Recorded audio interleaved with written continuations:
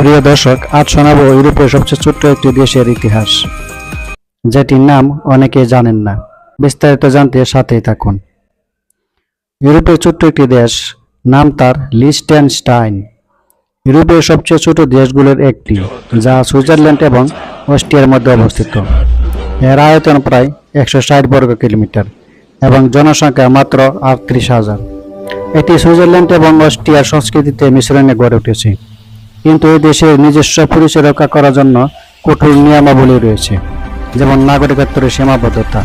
ইচ্ছে করলেই যে কেউ এই দেশের নাগরিকত্ব গ্রহণ করতে পারবে না। নিচে এর সংস্কৃতির বিভিন্ন দিক বিস্তারিতভাবে বর্ণনা করা হলো। 1719 সালে এটি দেশ হিসেবে স্বীকৃতি পায়। এখানে রাজতন্ত্র চলে, রাজা হচ্ছে প্রধান। এই দেশের সব কিছু চলে রাজার কথায়।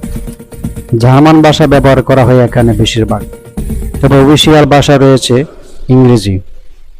প্রধান ধর্ম রোমান ক্যাথলিক। খ্রিস্টান ঐতিহ্য সংস্কৃতির মূলে রয়েছে এখানে ধর্মীয় প্রধান। প্রায় জনসংখ্যার 78%ই এই খ্রিস্টান ধর্মের অনুসারী। চার্চ উৎসব এবং দৈনন্দিন রীতিনীতি ধর্মীয় উৎসবগুলি এখানে করা হয়। লিechtenstein-এর খাবার আল্পস অঞ্চলের ঐতিহ্যবাহী, যা অস্ট্রিয়া এবং সুইজারল্যান্ডের সাথে মিলে যায়। এখানকার প্রধান খাবার কাসনোফ্লাই, tomato soup, sausage and roast meat. দুগ্ধজাত খাবার যেমন এবং চিজ জনপ্রিয় খাবার।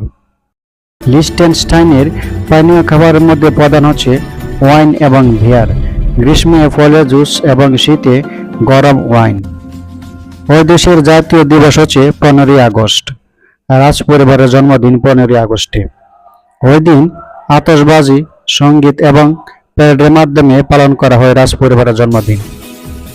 সপ্তাহে একদিন হলিডে থাকে।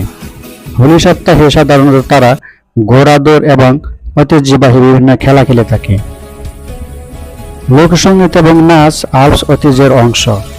ব্রাসব্যান্ড এবং কোরাস জনপ্রিয় গান। পোশাক পরিচয়ের মধ্যে ঐতিহ্যবাহী ট্রাকটেন। নারীদের জন্য লম্বা স্কার্ট এবং ব্লাউজ, পুরুষের জন্য লেদার প্যান্ট উৎসবে পরা হয়।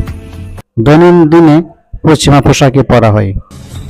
শরৎকালে ক্যাটল ড্রাইভ, ফুল অঙ্কিত গরু, ভাদুস ক্যাসল এবং লিechtenstein-এর ন্যাশনাল মিউজিয়ামের প্রদর্শনী সাধারণত দেখে থাকে সাধারণ মানুষ। এদেশের চলচলনে রয়েছে ভিন্ন সংস্কৃতি, খাবার দাবারও রয়েছে ভিন্ন সংস্কৃতি। তবু যেন এদেশের মানুষগুলি সুখী। তাদের নিজস্ব একটি স্বাধীন দেশ রয়েছে, নিজস্ব সংস্কৃতি রয়েছে, নিজস্ব ভাষা রয়েছে। তারা সুন্দরভাবে স্বাধীনভাবে চলাফেরা করতে পারে। প্রিয় দর্শক, ভিডিওটি কেমন লেগেছে জানাবেন। যদি ভালো লেগে থাকে তাহলে লাইক, কমেন্ট, শেয়ার করে দিন প্লিজ।